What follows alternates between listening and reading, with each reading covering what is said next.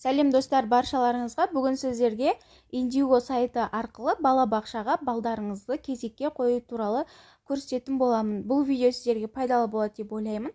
Мен каналыма тіркеліп, лайк басып, комментарий жазып, қолдап кетіңіздер. Алдын ала сіздерге рахмет.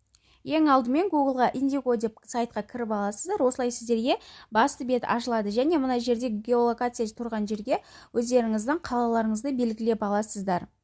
Міне белгілеп болған соң, міне ішінде өздеріңіздің қалаларыңыз осылай шығып тұрады. Сосын кезекке тұру дегенді басатын боласыздар.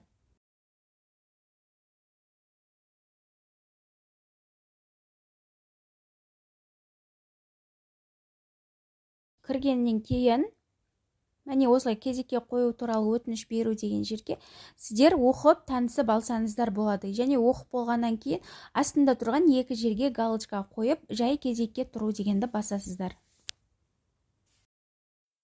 Әрі қарай сіздерде 5 қадам шығады. Оның бірінші қадамында телефон номерлеріңізді жазып, растау кодын жіберіп алу керекпіз.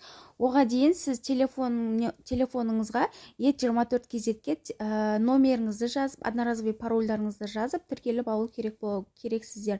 Сол приложениеге код барады, сосын сол жерге кодты жазасыздар, растау кодын. Міне осылай E24 кезет деген приложениеге номеріңізді жазып, тіркеліп алу керексіз. Міне приложениеге келген кодты енгізіп, жалғастыру дегенді басамыз. Сонда екінші қадамға өтетін боламыз. Екінші қадамда өзіңіздің ЖСН номеріңіз және балаңыздың ЖСН номерлері керек болады.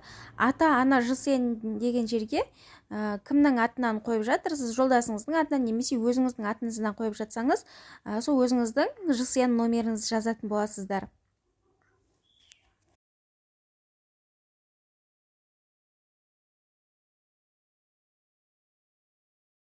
ЖСНіңізді жазып болған соң аты жөнін толтыру дегенді бассаңыздар, осылай аттарыңызды, фамилия, отчество, барлық нәрсеңізді шығарып береді. Одан кейін бала туралы мәлімет деген жердегі баланың ЖСНі деген жерге қай балаңызды кезекке қойып жатырсыз, сол балаңыздың номерін жазасыз, ЖСН номерін жазасыз. Сосын аты жөнін толтыру деп оны да бассаңыз, мына жақта автоматты түрде тегі, аты, әкесінің аты, туған жері барлығы жазылулы тұрады.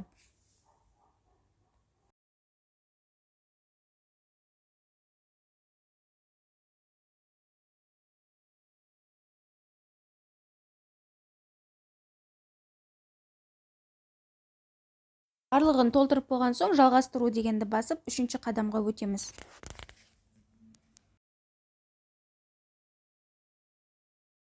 Бізде үшінші қадамда балдарыңызға жеңілдіктер туралы жазатын боласыздар. Егерде сіздер көп балалы болсаңыздар, бірнеше топқа жататын болсаңыздар, осы жерге құжаттарыңызды, файлды таңдау деп жүктеп, әрі қарай төртінші қадамға өте берсеңіздер болады. Бізде ешқандай жеңілдіктер жоқ, сондықтан жалғастыру деп төртінші қадамға өтетін боламыз. Төртінші қадамда сіздер хабарлама алуға келісім беру керексіздер. Хабарламаны SMS түрінде аласыз ба, телефон номеріңізде SMS туралы келе ма, электрон почтаға келе ма, соны белгілеп кетесіз осы жерге. Біз телефон номерге SMS болып келген қалаймыз, және хабарлама тілін таңдап аласыздар өзіңізге. Сосын астында мәліметтерді пайдалануға келісемін деп галочка қойып, жалғастыру дегенді басасыздар. Міне басып жібергеннен кейін, осылай сіздерге 5-ші қадамда алдыңғы толтырған барлық өтініштеріңіз шығып тұрады. Сосын өтінішті жіберу дейсіздер. Өтініш беруді басып жібересіздер. Міне рахмет, сіздің өтінішіңіз қабылданды және тіркеуге жолданды дейді.